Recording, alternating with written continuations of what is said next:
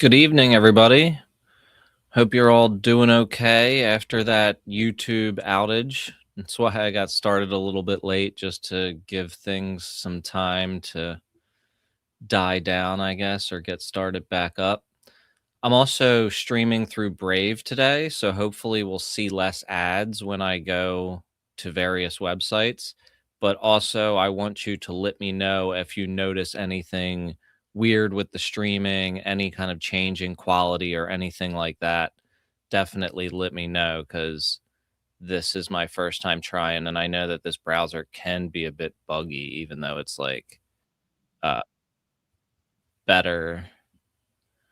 Cool. So yeah, before I get started in on the Epstein stuff, I wanted to share this interesting, and like, I'm sorry that I have to talk about this, but it is this clavicular guy is like this 20-year-old incel that's like shot himself up with a bunch of steroids and like hits himself in the face with a hammer to try to make himself look better. This journalist is claiming that he's funded by Peter Thiel, and that a lot of you know, these influencers that kind of come out of nowhere and, are all of a sudden millionaires in the middle of, getting New York Times profiles and everything, are like kind of boosted. And she did get kind of ripped off by him somehow, but she's saying that he like ended the interview and freaked out when she started asking about Peter Thiel. Scammed by the internet's biggest looks maxer.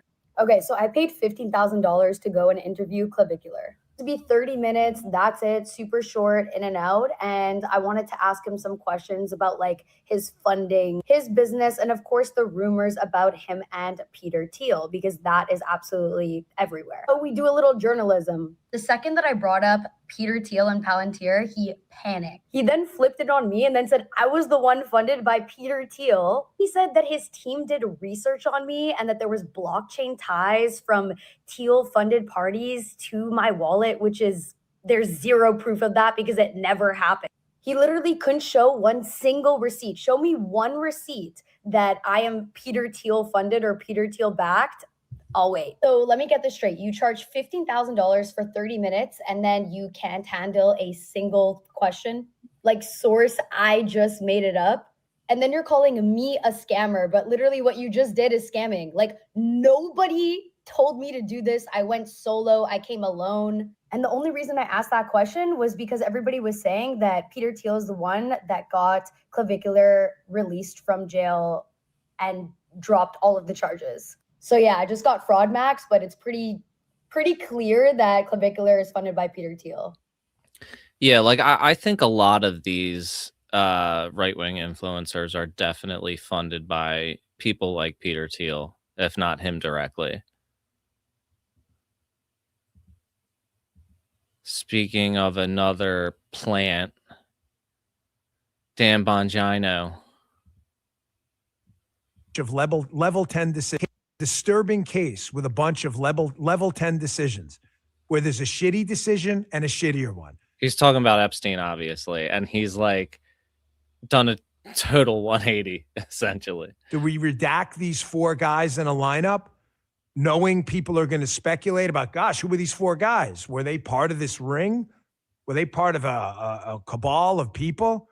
Or don't redact them and then, innocent people get outed. These were the decisions that had to be dealt with every day.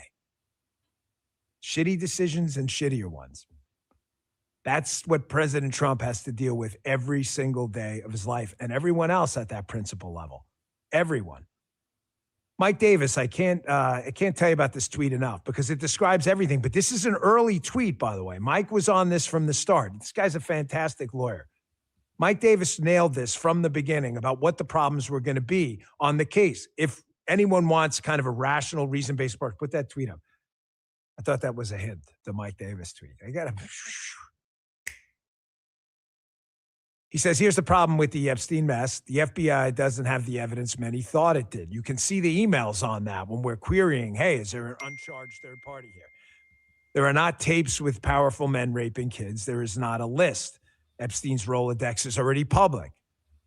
The file is largely unreleasable for many reasons, including grand jury materials, correct, 6E material, court records under seal, was correct, So he's going to read those things on there.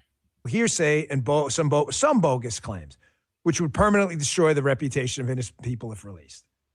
That's it. Summed up. That's how it goes. Yeah, so that's how it goes. There's no tapes of anything. But a lot of the what's up? A lot of the right-wing influencers are kind of backing down, though. This guy, Sean Ryan, has been kind of voicing pretty his quiet disgust with about it for a while. I'm obviously not a big fan of this guy, but it's interesting to see. I don't think that the coalition that put Trump into office is going to continue. It's already dead. I think many of the people that he had put together, the only people that are left are his cult, and that wasn't a large portion of his base. Actually, at the end of the day, it seems a lot of people just got suckered in to a really bad marketing scheme. I don't know how they did it, but it happened. Pam Bondi in front of Congress the other day talking about how Speed the this Dow's up. up to 50,000. Nobody gives a fuck, because what you should be talking about is how you are going to investigate and prosecute any pedophiles that were running around on Epstein Island that you're affiliated with. But we didn't talk about that, did we? Oh, and what's the excuse? What was the excuse? Oh, if we prosecute everybody, the whole system would go down. Well, you know what that sounds like? You know what that sounds like? That sounds like how Trump ran his campaign. Let's drain the swamp. Doesn't that sound a lot like draining the swamp? It actually is drain the swamp served up to you on a fucking silver platter. But you're not going to take it, are you? You're going to protect pedophiles. You're going to protect pedophiles rather than go after them and hope that everybody's happy that the Dow hit 50,000. Are you fucking out of your mind? I guess the whole drain the swamp campaign promise was another fucking bullshit lie, huh? Yeah, duh, bro. Come on now. Man, the lies are stacking up fast. I've never seen so many fucking lies appear in what, a year? It's only been a fucking year. Look at all the fucking lies. You know, I wanted to talk to you about something else too. Then you got Pam Bondi and what's that other guy's name? Todd Blanche. Yeah, running around giving Ro Khanna and Massey all this shit because they accidentally put two names that are apparently innocent, out that were in the Epstein files. Well, I got fucking news for you. You have two guys that are in Congress that are actually doing shit, and you give them shit because they made a mistake when they're trying to do the fucking job of the entire Department of Justice, because nobody over there will do their fucking job when it comes. The mistake and the lineup thing that was mentioned by Bongino is basically some of those names that Ro Khanna read out on the floor were apparently people who were in a police lineup, which meant that they weren't the guilty person in the police lineup and they didn't have anything to do with that particular case. They were just there to stand there to be like a control group. I'm not exactly sure how that works, like if those people are actors or if they are other arrested for other reasons, or what the situation with that is. I'm not sure. If anybody knows, definitely throw it in there. But regardless, some of those names were not co-conspirators, and there's a big deal being made about that among the cult. But even somebody who helped get Trump into office, like this guy, is not buying it. Comes to putting pedophiles away in prison. So you give them shit because two people are trying to do the job of the entire Department of Justice. Fuck you. Fuck you. And here's another thing I'm getting tired of is seeing all these fucking politicians, congressmen, senators, fucking talking about all the shit that they saw in the unredacted files. And then you know what they do? They go right to X and they post about it and tell us all how shocked we would be of what's in those fucking files. Guess what? Congressmen, guess what? Senators, there's the speech and debate clause that says you cannot be sued for anything you say on the House floor. So here's a tip. Get to fucking work. Permission granted. Oh, and one last thing. One last thing. I saw this shit pop up the other day.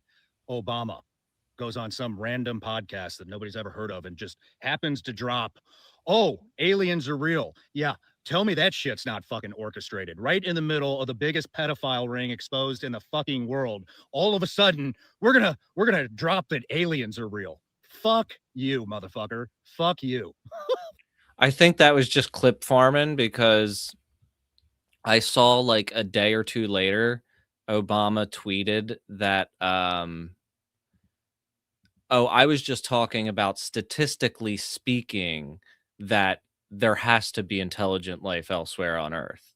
And it's like, that didn't sound like what you were saying. So this next thing here is something, ooh, why is this?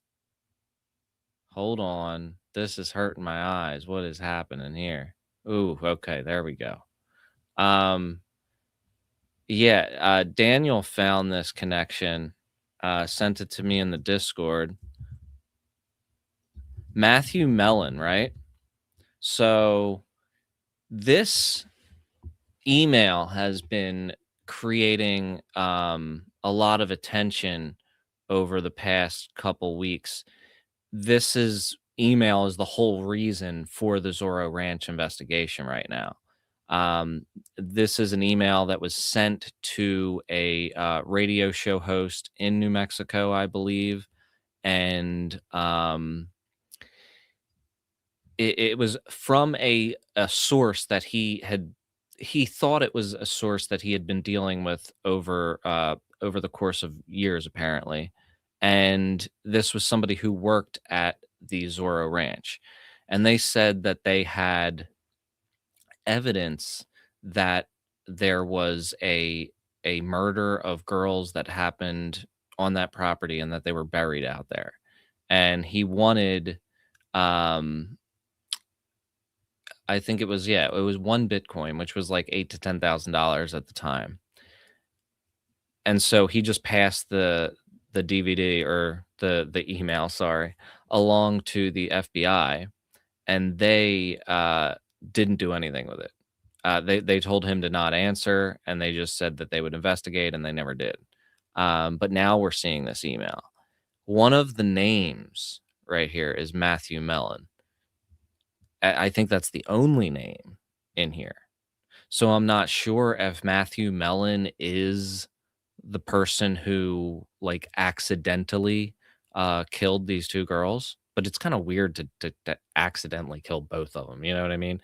You think you would like accidentally, I don't know. I don't know how you accidentally kill somebody.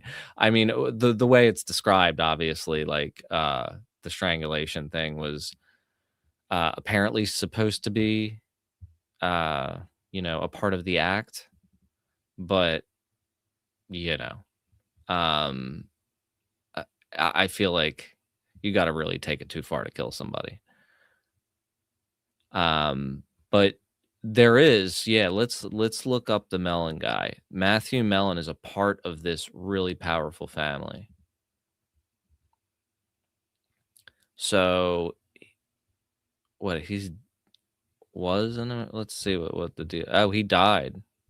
All right, yeah. That's part of the story. That's part of the story. Because yeah, I remember you telling me, Daniel. I'm going through the links pretty much. I had a skim of them earlier, and I started piecing the story together, and I was like, this is actually really interesting. I just hadn't get the chance to fully dive into it, so we'll do it here. So yeah, he was an American businessman who was chairman of the New York Republican State Committee's Finance Committee. He was on the committee of the committee. He was a member of the Mellon family, who we got to look them up too. Yeah. I just caught that. Born in New York City to Carl Negley Mellon and Annie Stokes Bright, Mellon was raised in Manhattan, Palm Beach, Northeast Harbor, Maine. Yeah, it's just three different places at the same time. Mellon was a descendant of Judge Thomas Mellon, founder of the Mellon Bank. Mellon was named after his paternal grandfather, Matthew Tanner Mellon. Mellon had bipolar disorder, as did his father. That's like the first thing in his personal life bio.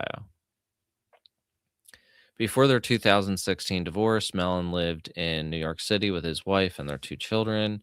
He also had a daughter whom he raised jointly with his former wife, Tamara Mellon, the co-founder of the shoe company Jimmy Shoe. Prior to his marriage to Hanley, he was engaged to entrepreneur Noel Reno, with whom he established a cashmere knitwear line. He was addicted to Oxycontin, costing him $100,000 a month. Like, come on, man.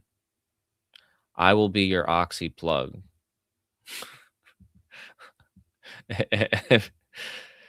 At the end of 2017, Mellon moved to New York to Los Angeles, renting a house in the Hollywood Hills. Mellon dined with President Donald Trump. Oh, wait, and Kit Kennedy, and he spent a lot of time with Kit Kennedy, the daughter of Robert F. Kennedy. So during the last administration, he dined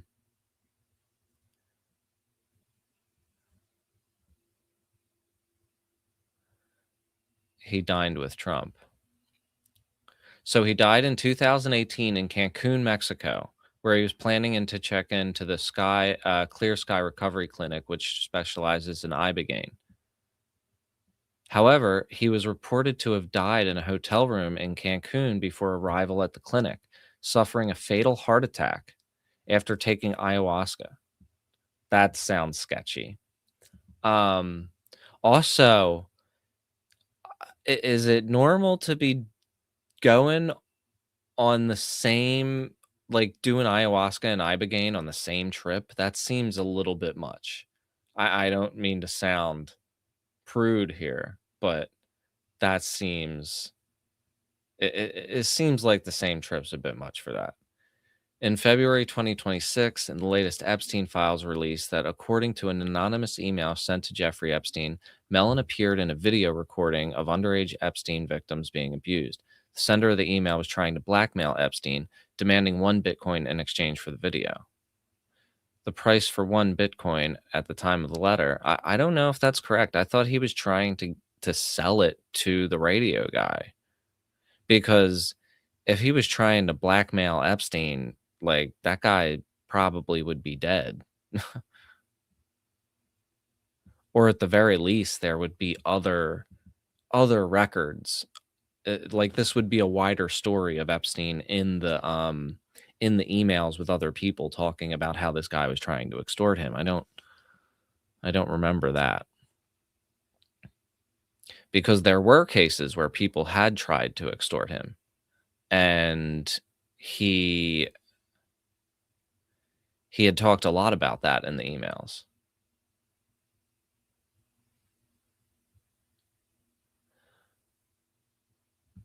Yeah, that isn't even a proper source for saying that he was trying to blackmail Epstein. I don't think that that's the case.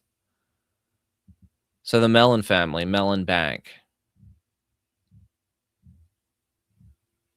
possibly an heir to this fortune, might have killed somebody at Zorro Ranch, allegedly. Possibly.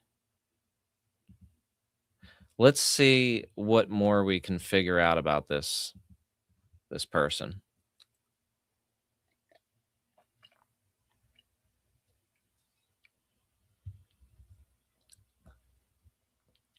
This article is about the last days of Matthew Mellon. So, let's see. On Sunday, Matthew Mellon flew in a private jet to Cancun, Mexico, intending to check into a rehabilitation clinic. But the 54-year-old banking heir who had been battling an addiction to opioid pills never made it to the treatment facility. This sounds very sketchy because it just sounds sketchy. The links included a self-deletion confession that must have been relevant to the message. The world's foremost experts in medically based ibogaine treatment. Yeah, like I mean, I know that ibogaine is very intense. I know, of course, ayahuasca is very intense too.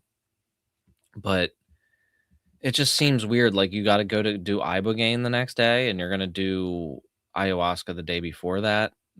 And I don't know. In addition to leaving behind 3 children, Mellon's death raises many unanswered questions, including what will happen to the $500 million worth of XRP he owned. Wow. I wonder what happened with that.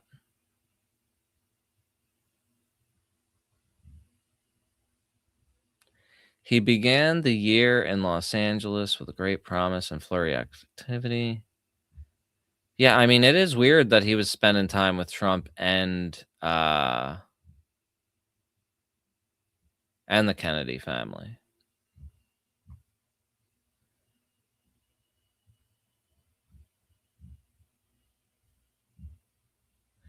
I'm highly suspicious of that story. I really think that that he was probably drugged. And I like I guess that is the story. He was drugged because he says he was on ayahuasca, but I mean like he was involuntarily drugged, I think. Uh, that's my intuition because it just sounds really weird. Maybe I don't know. Maybe Epstein was tying up loose ends or some shit. Who knows? I don't know. Maybe I'm reading too much into it though.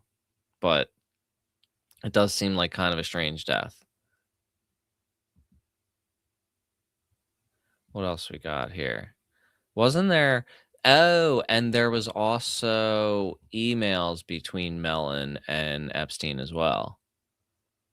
Let's see. Yeah, he definitely was. I'm sure. I mean, and the other thing is that as the price that he paid for the drugs and that he the money could have been a motivation for sure. A lot of crypto people have gotten suspiciously killed. A lot of that's happened quite a bit. That's definitely possible. But as far as the dollar amount to his addiction, it's highly likely that he was being overcharged. Like rich people get overcharged for drugs a lot. Like they pay like double, triple street prices a lot of times. They usually get better drugs though. So oh wait. Is this? No. This, I think, is the same.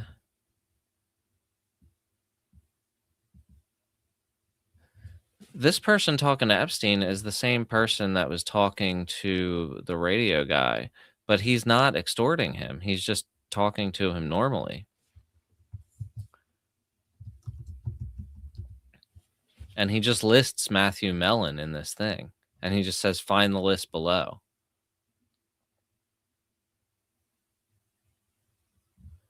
And in the email, they're just sending lists of people back and forth to each other, which is a little bit strange. And he says, my friend is interested in meeting you today about a job proposition. Like, that is definitely quite weird. He shows up on the list of a Haitian entrepreneur listed with Affleck and Sean Penn. Huh. Yeah, and I didn't even put that together with that guy's name when we first looked at the thing, when we first looked at that story. I didn't realize it was like another billionaire, but I should have assumed it, you know? Uncover what took place at Jeffrey Epstein's Zorro Ranch in New Mexico, lawmakers have created a truth commission, and they held their first meeting today. News 13's Jessica Badon is live at the Roundhouse and explains what the commission will be investigating. Yesterday, lawmakers passed a resolution to create a bipartisan subcommittee to investigate allegations of sexual abuse and criminal activity related to Epstein's Zorro Ranch property. Today, lawmakers say they will look into possible failures by authorities and provide full transparency to the public. New Mexico is acting where the federal government is failing to do so. After the Department of Justice released the Jeffrey Epstein Files, New Mexico lawmakers say they're ready to get to the truth of what went on at Jeffrey Epstein's New Mexico property. This comes after years of allegations, including sexual assault, trafficking, and criminal activity at Zorro Ranch that include prominent names like former Governor Bill Richardson. On Monday, That guy, the former governor, there was something going on with that, because it wasn't just him, as I talked about in the video I put out earlier today.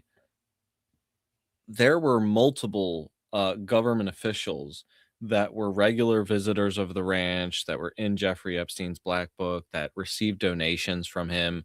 So, you know, they were all over that. And you know, that's probably had a lot to do with why he got away with what he got away with, and why the place was probably never searched either.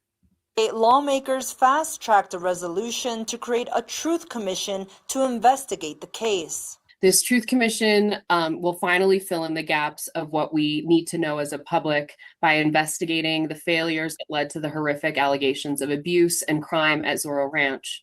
So we can. I keep on hearing that there was an airport or like an airstrip on this property, but I haven't like seen it in any of this overhead stuff, unless I'm missing it or if it was off of this plateau. And learn from them and prevent these atrocities from taking place ever again in our state.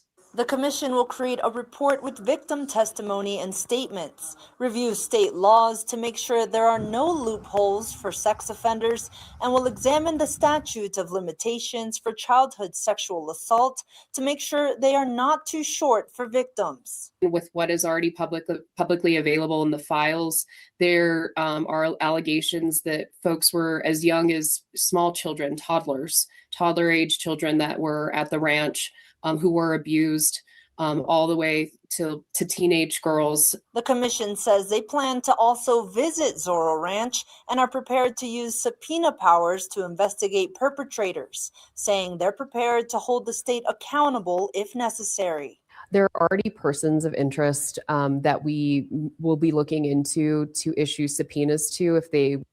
That's quite interesting that there's already people of interest. I mean, there are easily names in the files connected with it. The one thing that I'll look into shortly is that politician Stansbury, who has actually been pretty good on this, apparently has said that one of her heroes is that guy that they just showed on screen, who was the former governor, who was like in there all the time, and who Virginia named as a co-conspirator. So, you know, maybe she's just as horrified as we are, but maybe, you know, maybe not. Will not cooperate and be part of our investigatory commission. So we are prepared to issue subpoenas to those folks to get them on the record. Throughout the commission's investigations, they will post reports on a public website along with a tip line for people to report information. The commission says they plan to have their first report completed by July 31st. Back to you. All right. Thank you, Jessica. In 2019, I think they are going to have radar and dogs out there. That's what I was reading. But I've been hearing also that we are now learning the owner has plans to turn this into a Christian retreat. That was the that's alleged. I haven't watched this yet, so let's see what it says. It's only like a minute and a half long, so. We are now learning the identity of the owner of Epstein's infamous Zorro Ranch near Stanley, New Mexico. News 13's Marilyn Upchurch is in the Newsplex with more on what the property could be turned into. A Texas businessman and politician posted on X about his plans to turn the ranch into a religious retreat. The property ownership of the ranch, it was a mystery for a number of years. We know that owner That's the politician that I was talking about. is Don Huffines, who is currently running for Texas. Smile, man. He like you don't look human, bro. I don't know. Comptroller and his wife, they bought the 8,000-acre property in 2024, the same property near Stanley in Santa Fe County, where there are claims people were sexually assaulted. In a social media post from yesterday, Huffine says in part, what the enemy once meant for evil, God can redeem for good. That's why he says he renamed the property San Rafael Ranch after the saint associated. So that's his PR maneuver. This is his PR maneuver right here. Because I guarantee you he came up with this idea like yesterday. Because otherwise he was probably just trying to, if I'm being charitable, the most charitable interpretation of what he was doing with that property was taking advantage of the fact that, nobody wanted to buy it for obvious reasons, and that he's going to get it dirt cheap, and then he's going to try to erase the history of it and then sell it for 15 million more than he bought it for. That's the most charitable interpretation. But the most there are other directions that I could take it, where he was just trying to get rid of evidence for the network that he's a part of, which is highly plausible. I'm not suggesting that it's not, but I don't necessarily have anything to prove that right now. Just the loose connections between Huffines and people like Trump, and With physical and spiritual healing. He's not in the files yet, at least the ones that exist so far. It was purchased through an LLC in which his wife was the trustee. He has renamed the ranch, and as of yesterday is claiming that he plans to use the ranch for a religious retreat, which is an interesting turn of events. Now, after the release of files about the Epstein case reveals disturbing claims that 2 women were killed and buried there, Huffines also says that he's ready to cooperate fully with authorities to grant access for any investigation. Huffines goes on to say he has not yet been contacted by any law enforcement agency to gain access to the ranch. Back to you. I really did butcher the hell out of his name the other night, didn't I? All right, thank you, Marilyn. Jeffrey Epstein bought the ranch from New Mexico's well-known King family in the 1990s. Yeah, the other governor of the state. So, who's going to search the ranch when all of the governors have, are involved with the sale of the property, collecting money from you, and coming over for massages? So, I wanted to check out, there were also claims that, I don't know if I should check Gmail or the Department of Justice website, because there were claims that Zorro Ranch had won the lottery multiple times. Has anybody else seen that? I don't know. I haven't been able to confirm that. What was that logo that popped up?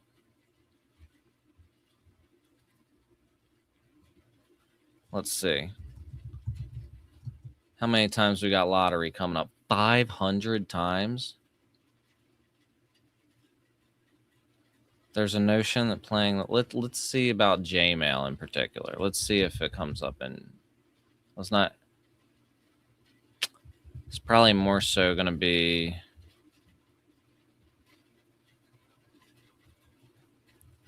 Let's say won the lottery. Maybe narrow it down that way. How many we got here? Just one page. Follow your own path. It is equivalent to my friend who won the lottery. If you won the lottery, lucky few won the lottery. Yeah, the estate won around $80 million in an Oklahoma lottery. And I think it might have been when he was in jail before he deleted 1 minute from the footage. Huh. Let's see if I could find any news stories about it. Because that's weird as hell. Yeah, this was going around like 2 weeks ago.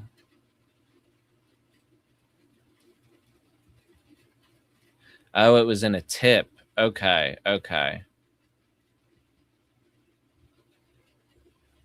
I see.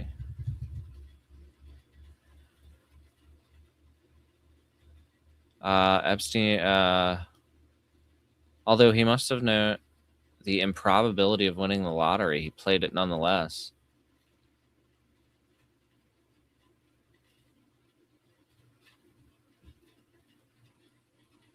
Emails show that in 2016, he bought $100 Powerball tickets for his friend Woody Allen and had them sent via messenger to his director's home.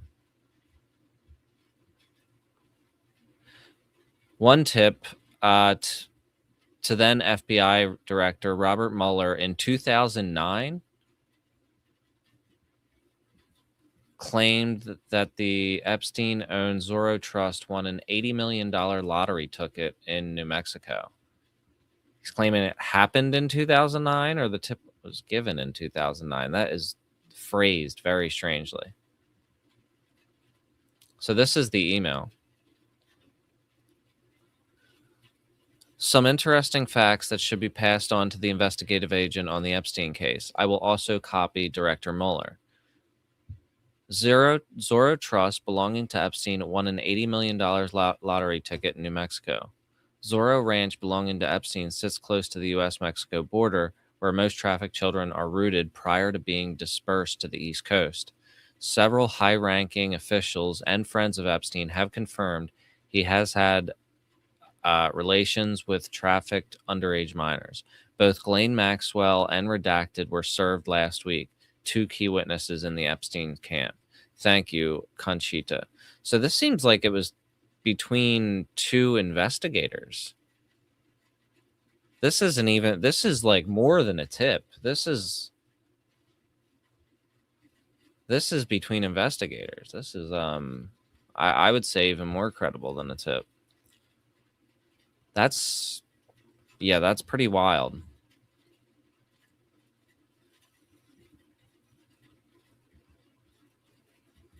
What's this one?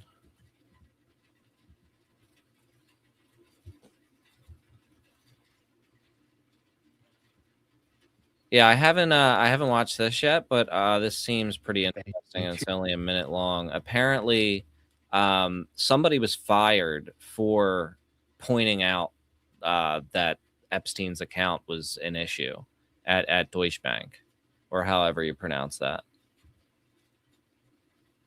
2019 FBI interview details how a former Deutsche Bank compliance officer was fired from her job after raising concerns about accounts linked to Jeffrey Epstein and President Donald Trump's son-in-law, Jared Kushner. In 2015, Tammy Hill McFadden, a former employee for Deutsche Bank, began alerting her supervisors about Epstein's accounts, telling her bosses that it, quote, appeared Epstein sent wires to young women. She also told FBI investigators that the entire Jacksonville Deutsche Bank team wanted to close Epstein accounts. But McFadden's supervisors brushed off her concerns, saying that Epstein, quote unquote, served his time. The FBI report also details how McFadden was concerned over mind-boggling cryptocurrency transactions between a business account owned by Jared Kushner and a Russian national.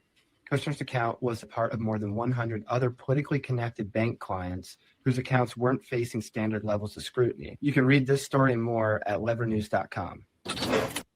Yeah, that's definitely pretty interesting. Then there's also this. This was the story I was talking about with Melanie Stansbury and how she said that she was mentored by former New Mexico Governor Bill Richardson, who was a regular at Zorro Ranch and deeply tied to Epstein and accused by Virginia Giuffre.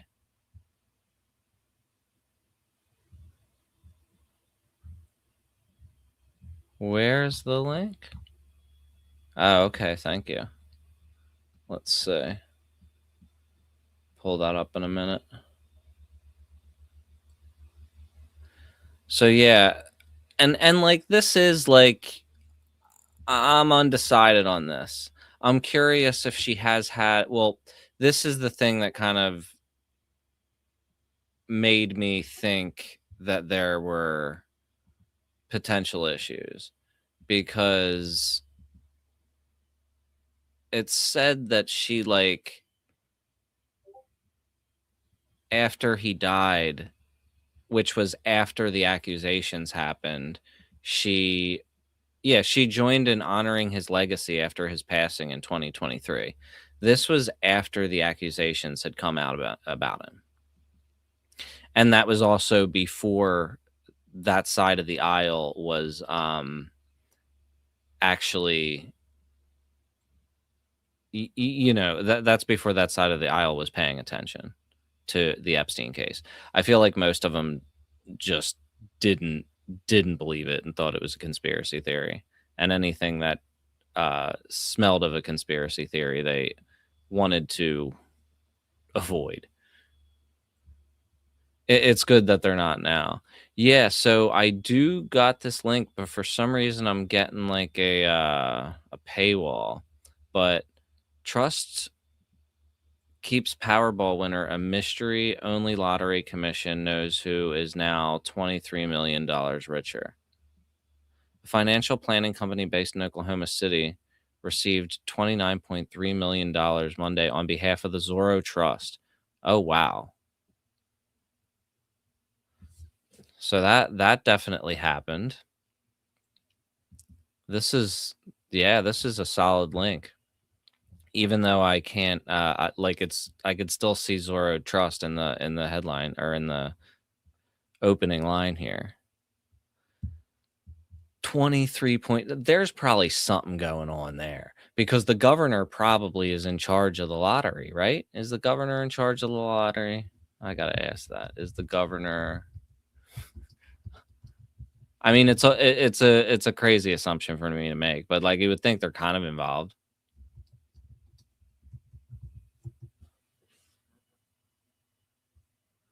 I just asked. Governor does not directly manage the day-to-day operations of the state lottery, but plays a key role in its governance by appointing members of the lottery commission or board, which oversees the lottery. Oh, well, he had the attorney general in his pocket too, for sure. I think one of the guys was a governor and then became the attorney general.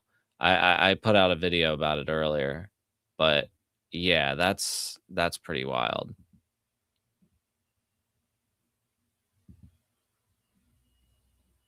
And yeah, this thing, where is the Disney thing?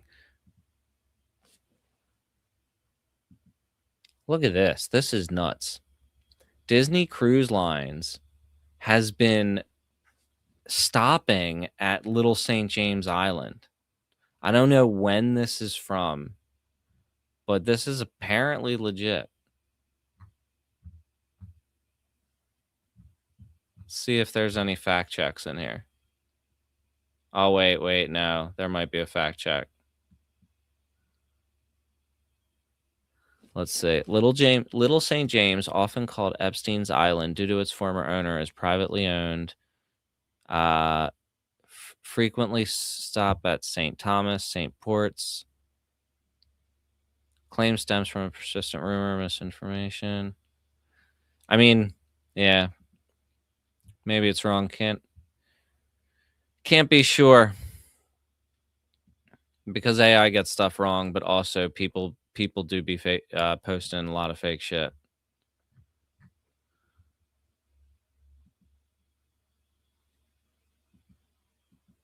Say.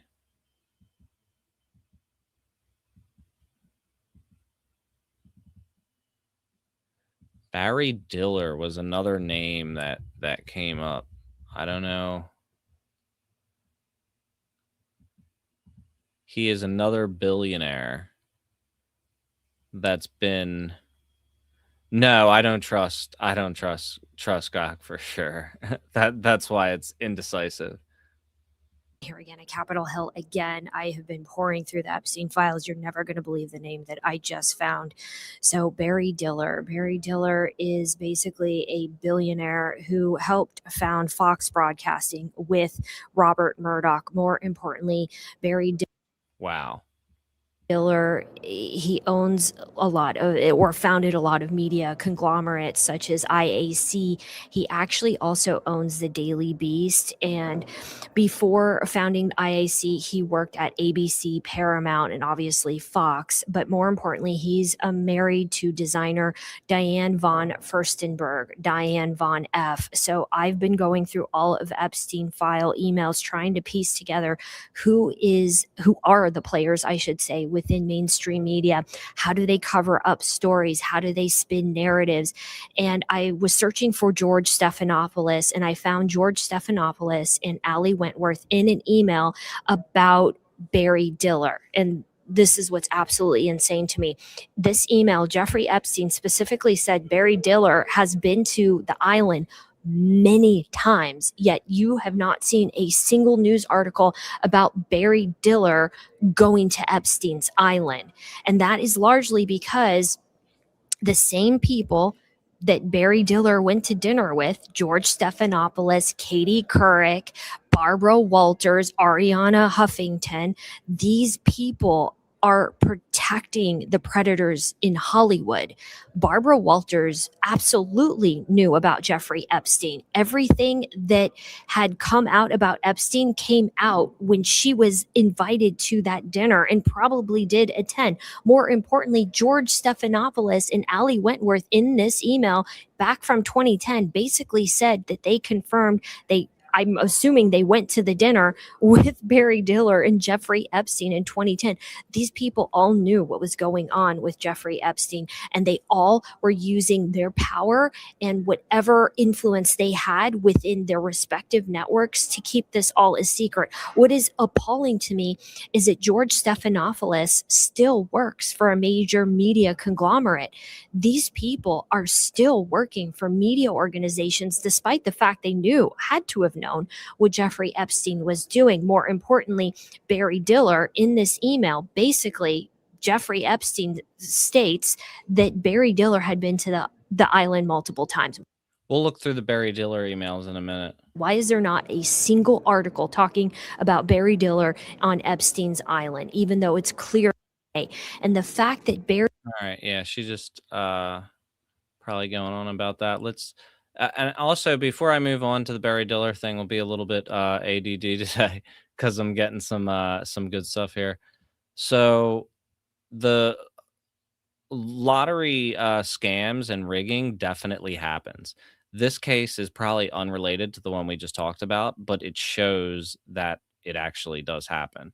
So this was a fraud scandal, was a lottery rigging scandal in the US called Hot Lotto fraud scandal. Came to light in 2017. So it's even recently that things like this has happened. So yeah, this was in where was this? Wow. It was in Colorado, Wisconsin, Kansas, and Oklahoma. Interesting. Texas. Oh, wait, no. People were from Texas that were doing it. So yeah, it just shows that it's something that definitely happens. Let's take a look at Barry Diller real quick.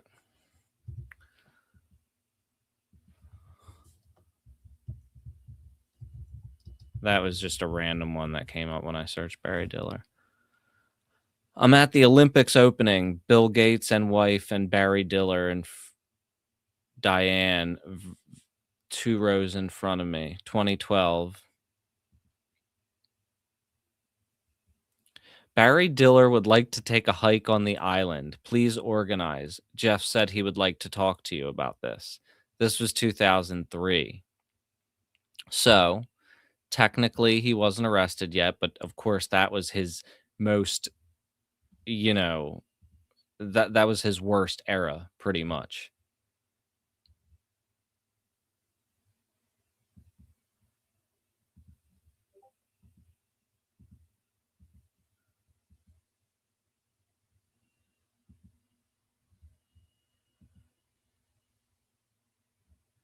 Yeah, let's see here.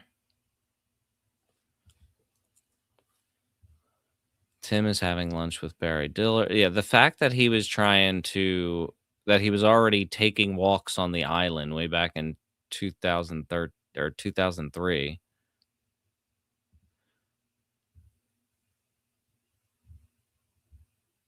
I also know that Barry Diller flew in last night as well. Wait, just to advise that Leon Black and his wife are in Marrakesh. I also know that Barry Diller flew in last night.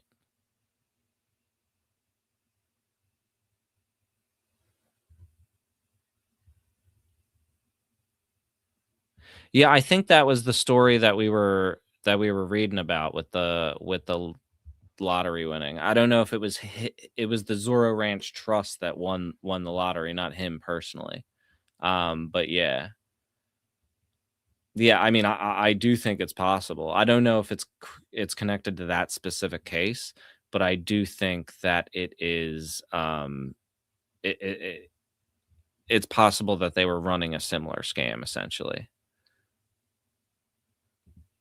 Michael Wolf, I had lunch today with Barry Diller, who said that in a recent interview with Maureen Dodd, very prominently played, he voiced his support for Woody, but the Times dropped that from the published interview.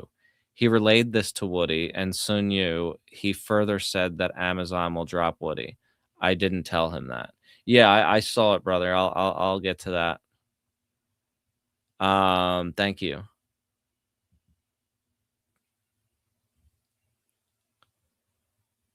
Let's see.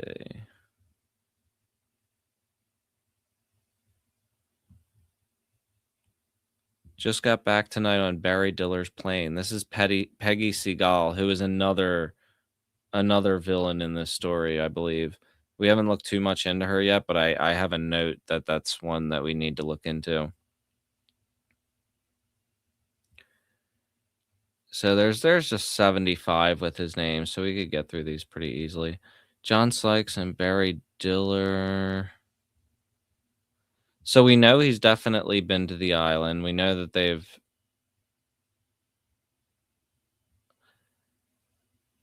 they've talked quite a bit. Not as much as he's spoken to other people, but enough to where he should definitely be stepping down from whatever businesses he's a part of.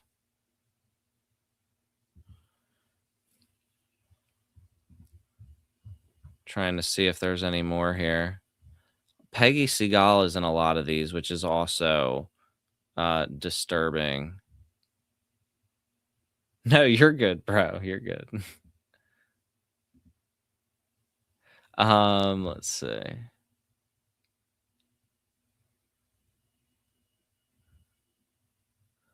Gates is now meeting with people.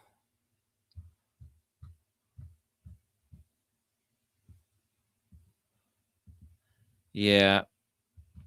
Let's see. Mike Ortiz.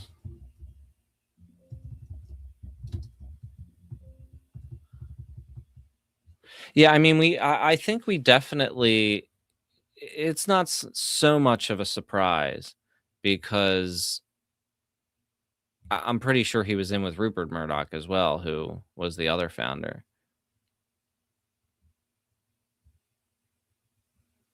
So let's see what we got here. In August 2008, shortly after Epstein began his 13-month prison sentence in Florida, an entity called the Zorro Trust submitted the winning ticket for an $85 million jackpot. The ticket had been bought at a convenience store in Altus, Oklahoma. The trust took the money as a lump sum, which came to $29.3 million after taxes.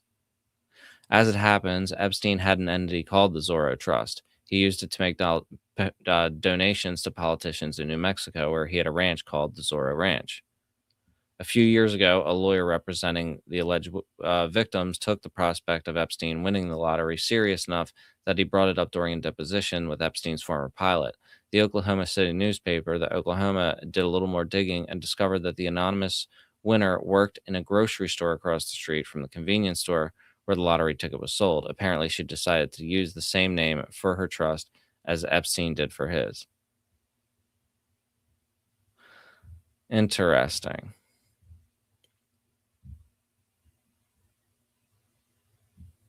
So what is this though?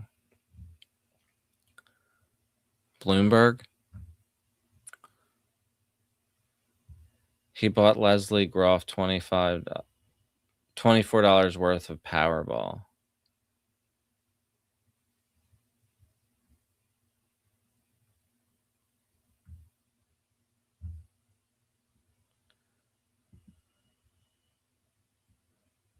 Let's see.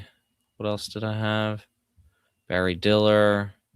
Oh yeah, this is like a short clip, but it is wild how the cult is reacting to this situation now by just being like Epstein was just like a really cool guy, actually. And it looks like he's mostly just a fixer, a guy who advises. He helps people with their problems. Sometimes those problems are you need a girl and or some penicillin or some. If you need it, he's got it. He's a sex rabbi. And these people are so twisted. The countdown is on. Tomorrow is when they're gonna get to interview Wexner, and I have a feeling he's just gonna do what Maxwell did. On to the close. I'm glad they're gonna interview him. Of course, they should be interviewing and like actually interviewing these people in a holding cell instead of their mansions. But you know how it goes. Congressional deposition of one of the most prominent figures in Central Ohio, Les Wexner. The New Albany billionaire has long been connected to convicted sex offender Jeffrey Epstein. Wexner has never been charged in connection with Epstein's crimes and maintains he was unaware of them. Thank you for joining us for NBC4 at 5. I'm Jennifer Bullock. I'm Jared Smalley. It's still unclear what Congress will ask Wexner. NBC4 crime and safety reporter Anna Hoffman spoke with a legal expert to learn what could happen at tomorrow's deposition as more people call out Wexner for his connection to Epstein. Anna? Yeah, Jen and Jared, on the eve of this deposition, we're hearing new demands to have Wexner's name removed from buildings around Central Ohio. Today, the Ohio Nurses Association calling on Ohio State leadership to have his name removed from buildings around campus, like here at the Wexner Center for the Arts and all medical facilities. Now, that legal expert that I spoke with says the goal of tomorrow's questioning will be to get as much information as possible. This is video of Les Wexner's New Albany mansion. Wednesday, this is where some members of the House Oversight Committee will question Wexner regarding the investigation of convicted sex offender Jeffrey Epstein. Wexner and Epstein had a close business relationship and friendship. Wexner cut ties with Epstein in 2007, but in 2019 was named in FBI documents as a possible co-conspirator. Wexner has not been charged with a crime and maintains he had no knowledge of Epstein's crimes. I spoke with Anthony Markham, an assistant professor at Capital University Law School, to learn more about what could happen at the deposition. He said this is different than a regular courtroom deposition. I think this is very much a process to learn more, to learn about what they don't know, to try to put some pieces together. Markham said the rules of a congressional hearing are broad and it's one-sided, with the committee being the one to ask questions. It's another advantage for being the committee. You have rounds. Each round takes about an hour. And so the majority can take an hour, the minority can take an hour. Of course, they can go multiple rounds. So this could potentially be a very long day. Markham says Wexner will have the ability to invoke his Fifth Amendment right against self-incrimination and will have lawyers present. Though this will happen behind closed doors, Markham said Congress could release a transcript of the deposition. What are some things that you're going to be looking out for? I would say, Yeah, I bet they would release a transcript at this point with how things are going. I'm pretty sure that's what's going to happen. So we'll probably get a transcript of this interview by Thursday or something. And I feel like it's probably just going to be him like, I plead the fifth, I plead the fifth. Or like, you know, tapping a bell a few times. You know what I mean? really be looking at the type of questions that the committee is asking, what information they're interested in. I would also be looking at the answers. Are they substantive? Are they succinct? Is there any privilege attempting to be raised? I also reached out to Ohio State University in regards to calls to remove Wexner's name from campus buildings. They do have a name reviewing procedure, which was established in 2022. A spokesman says they have had multiple requests related to the Wexners, which remain under consideration. Markham says investigations like this one can take time. Tomorrow, we're going to have team coverage for you out in New Albany, and we will update you with information on air and online. Local for you in Columbus, I'm Anna Hoffman, NBC4. Thanks for watching. For more NBC... Somebody got that joke, yeah. Zorro Trust is in the Panama Papers? Yeah, that might have been a cover story then. Lutnick's name is on the buildings at Haverford College. Lutnick, man, after finding out about that 9/11 thing, that shit is crazy. That guy, I just and seeing him with the crying act and stuff. What am I about to open up here? Mr. Chopra, Yeah. sir, how are you? So I think it was TMZ. I think it was. Lion's Share News, unless they hunted down Deepak Chopra. Apparently, this was posted a few days ago, but I hadn't seen this yet. Sir, I've got to ask you, listen, sir, you built your entire career. You built your entire career on spirituality. What do you have to say about your actions with Epstein? Any regrets? You have any regrets? I said, do you have any regrets about your relationship with Epstein? What's that? You want me to decide? No, I'm asking you, sir. You give me your opinion. You give me your opinion. That's a classic fucking Buddhist move. Like, what is the answer? You tell me the answer. Look, you have a right to your opinion. Look, I'm asking you, sir. When did you know the scope Look of at this guy's diamond encrusted glasses. Epstein's action? Look at this shit. Sir.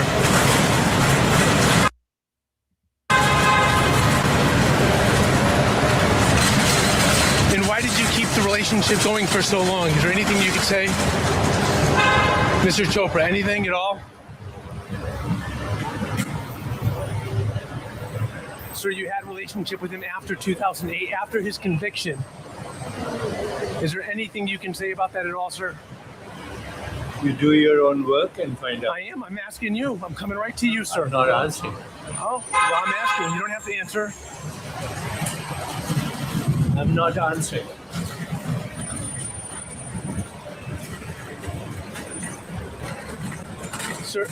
Sir, you said God is a construct. I know. I'm going to ask. You don't have to answer. That's fine. God is a construct, and cute girls are real, sir. You know, it wasn't tone, sir. It was more than tone.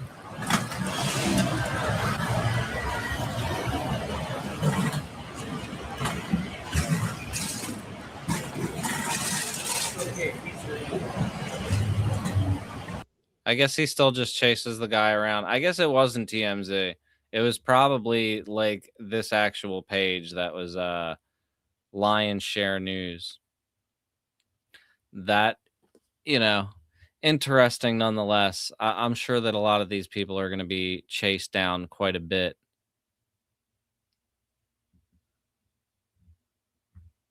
Let's see what we got.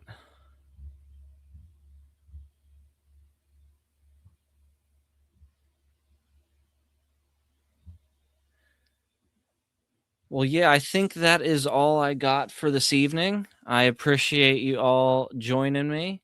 Definitely check out my video that I just put out about Zorro Ranch. It has kind of all of that info condensed and into a quick 10-minute deal. Yeah, it's a total fake bullshit. That style of like, I'm gonna be your spiritual leader, all that shit. Yeah, thank you, thank you. Yeah, buy my book, Paper Squares and Purple Stars, if you want to. You could also look at it for free at hive.blog or hive.blog/@JohnVibes. Yeah, and also if definitely subscribe, and if you are like curious about how I got here and what my path was, you could check out my intro videos. It kind of explains the story a little bit.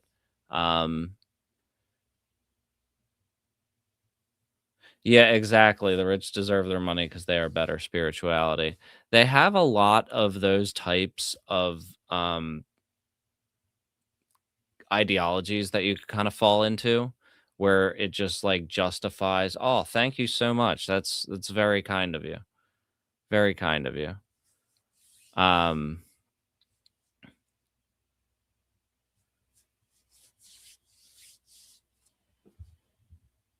Yeah, I remember Osho too back in the day. I used to have like Osho books when I was like in my early 20s, and then I remember that Netflix show coming on. I was like, wow, I had no clue about any of this.